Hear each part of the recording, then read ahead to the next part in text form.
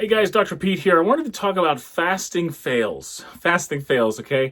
As you can imagine, I have a lot of well-intentioned people that are trying to undergo fasts. And this particular fast was an extended fast for a person. So they essentially wanted to go 3 days without any calorie whatsoever. And they told me about the saga for this. So first of all, I want to highlight what they did. So on Sunday, they ate whatever they wanted. On Monday, they started their what was supposed to be a 3-day fast. By Monday night, after drinking only water, they passed out. And on Tuesday, they could not keep up with their normal tasks. They had some, let's say, some spasms. They felt off. They had fog. They did not have energy. And they ended up eating some peanut butter and pretzels, all right? A small amount. And then on the third day, they ended up eating more of that. But, they one way or another, they ate a small amount of these things and they kind of play it as a negligible amount of calories. A few things. One, by all means, phenomenal effort. I think there was a spiritual benefit in trying. It sounds like they kind of had little mini fails and still kept going. But what's with this whole issue of like not having energy and never getting past this feeling of just feeling fatigue and mental fog, etc. And there are a few things that they can do to sort of clean up their fasting efforts. One is the day before they start, they need to avoid all carbohydrates and have as much protein and fat as possible. All right. And the reason for this is that on Sunday, what's going to happen is we are going to have them break through all of their glycogen stores on Sunday, ironically, even though they're allowed to eat, by making sure they're only consuming protein and fat. So whenever they feel this incredible sensation that, oh my gosh, I just need to eat a carb, they can satisfy that with more protein and fat at that point.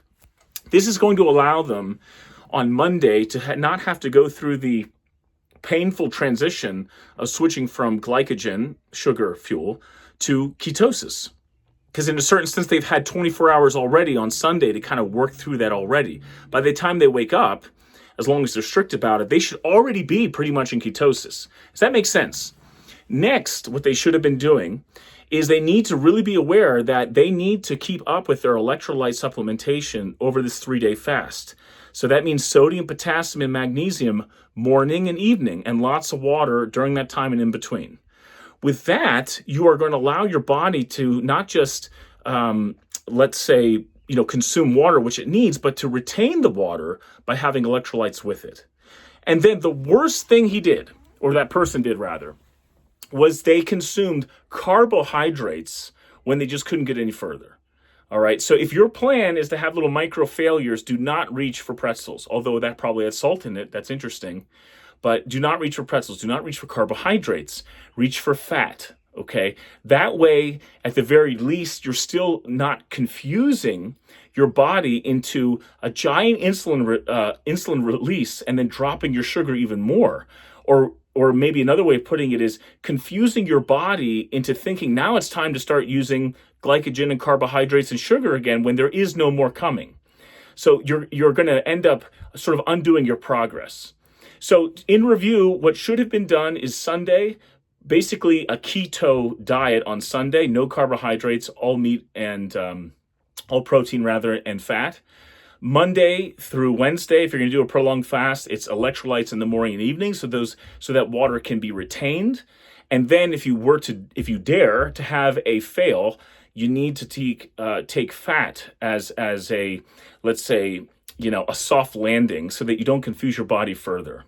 So, just keep this in mind, but I think it'll make a huge difference. And once again, if you do it correctly, probably by the end of by beginning of Tuesday morning, you shouldn't even be hungry anymore. On Wednesday, you should be asking yourself, should I just keep going? And a test of all this too is your normal routine is possible minus like personal bests in the gym and sprinting. Okay, if you're a walker, you should not be limited on your ability to complete your normal routine. If you're a person that works a physical job or works a sedentary job, you should definitely not have any issues whatsoever. Let the litmus test be that with the right diet going into the fast and the right supplementation with electrolytes and water throughout the fast, that you still have the same amount of energy.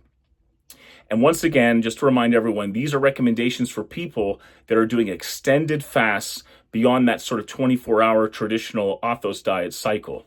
Something to think about.